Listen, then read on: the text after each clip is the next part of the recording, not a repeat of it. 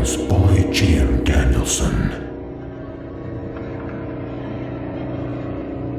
Everyone says I had a baby. I started to go along with it. By PeachSquid.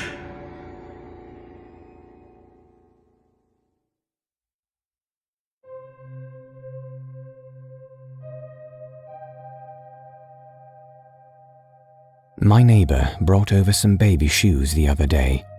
They were pink and had glitter on the toes and sequined flowers on the sides. We cooed over them for a few minutes, and I told her how much I appreciated the gift. After she left, I threw them in my bedroom closet with all the other baby junk I've been given over the past 6 months. 6 months ago, everyone in town started to ask about my baby. I do not have a baby. I have never given birth or even been pregnant. I thought that I was being mistaken for someone else. I'm not particularly unique looking. Maybe some other short, dark-haired and hazel-eyed girl gave birth recently. But I am shy by nature and southern by birth, so I was too polite to say, "You're wrong. You have the wrong person. I don't have a baby." I said things like, "Oh, okay," mostly because it must have been a case of mistaken identity. People brought over baby clothes, a crib, a swing that plugs into the wall and jiggles, toys and shoes and diapers. A very weird situation to be in for sure. But then, to put it plainly, things got weirder. I was in a grocery store, and the manager, a friendly old man, came up to me and asked about my sweet little girl. He asked if she would like the different formula he had suggested, and if I wanted more. I just smiled. When I got home, I found a formula in my grocery bags and an almost empty can in my cabinet. I didn't even remember putting it in my cart. The thing is, everyone has been so nice to me, and the situation is just so odd that I started to go along with it. "How's the little darling today?" a neighbor would ask when I went to get the mail. "Oh, she's wonderful, sleeping through the night," I'd answer. Then a young woman that got coffee at the same place as me asked about a play date with her 9-month-old and my then 5-month-old. I sort of blew it off. Next time I saw her, though, she talked about setting up another play date and how much fun our 2 darlings had. She showed me a picture on her phone. "Aren't they just precious in this picture? Your little girl has the most beautiful blue eyes. Her dress really makes them pop. I'll text this to you." I looked at the picture and saw a chubby baby in a red shirt and blue shorts. It had dark hair and dark eyes. It was the only baby in the picture. I went home and opened my bedroom closet full of baby junk. I pulled out teddy bears and an unopened box with a changing table in it. I pulled out a shopping bag with a few baby clothes.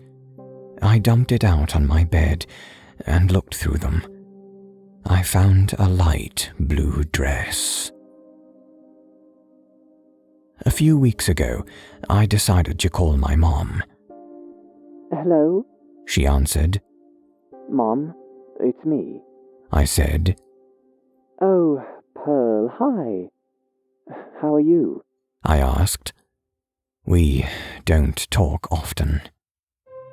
"I'm good. We're all good out here." She paused, then asked, "How are you two doing?" "Us two?" I asked, hesitantly. "Now, don't act like that. I know I haven't been in touch, but I do care about you and my grandbaby," she said sourly. I know, Mom. She's crying. I got to go. I lied. Give Holly my love, she said, and then hung up before I did. The funny thing is, Breakfast at Tiffany's has been my favorite book since I was a kid. I'd always thought Holly would be a great name for a kid I would eventually have. I went into my room to put my phone down after my short conversation with my mom. The changing table and the crib were neatly set up by the window. I didn't do that. I'm sure I didn't. I walked over to the crib and looked inside. Nothing was there. I walked over to the changing table, then took a step back before I bumped my shin against one of the legs, because I remembered that I had done that before. I looked down and saw a bruise on my skin. I know I hit it against the changing table, but I also know that they weren't in here before. I know it. "How's Holly today?" my neighbor across the street asked. We were both out grabbing our mail. "She's good. Happy as ever," I said. "I heard her screaming up a storm when you came home last night. I'd be surprised if you were able to get her to bed at all." "Once she lays down, it usually doesn't take too long," I replied. I went inside and looked through my mail. A bunch of junk, a few red envelopes. I put everything down on the kitchen table and opened a cabinet to get out a cup. I heard some noises coming from my room. I paused and listened. I didn't hear anything for a minute, so I grabbed the cup and got some water from the sink. I heard something over the sound of the tap. Holly must be awake. I went into my room and looked down in the crib. Holly's stuffed elephant was in the crib. I reached down and picked it up. It was cute.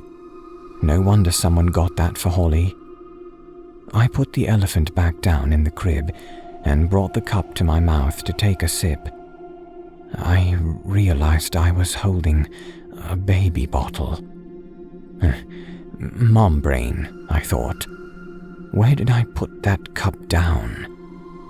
But then I saw I was holding my cup. I'm not a mom. What the hell was I just thinking? I looked back over the crib. Why do I still have this crap in my room? I kicked the crib. Then I kicked it again. Then again, until the wood began to splinter. I pushed the changing table over to the side.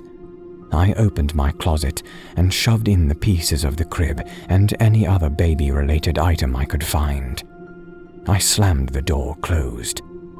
I can't keep this charade up, I decided.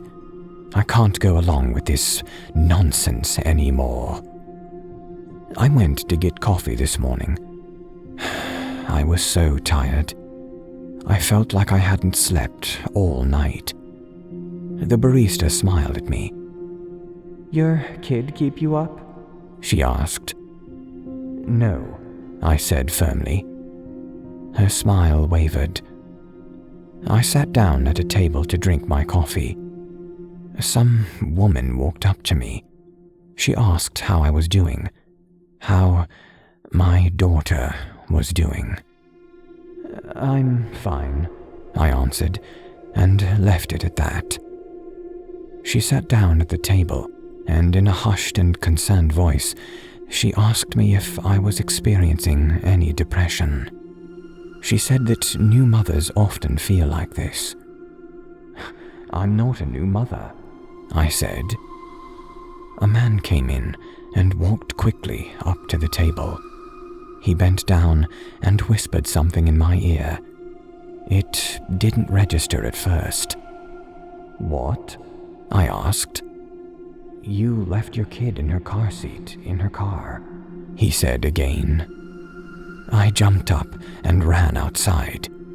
I unlocked my car and opened the back seat. How could I be so stupid? How screwed up am I to leave my kid in the car? But nothing was there. No kid, no car seat. I drove home. I sat on my bed and looked through the pictures on my phone. I looked at the picture of the chubby kid in the red shirt. I stared at it. Where is she? Where is Holly? There's only one kid in this picture, but everyone else says there are two. Chubbs and my little Holly, bright blue eyes, blue dress. She does look so pretty in that blue dress. I do have a bit more to write, but Holly just started to cry. I need to go check on her.